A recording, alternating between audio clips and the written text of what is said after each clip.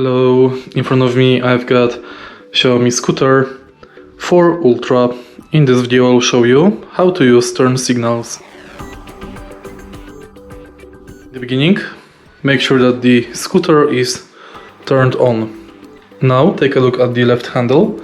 Right here we've got these two buttons. Simply press the top button to use left turn signal and the bottom button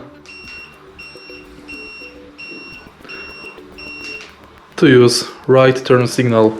To disable them, again press those buttons. And that's basically it. If you find this video helpful, please leave like, comment and subscribe.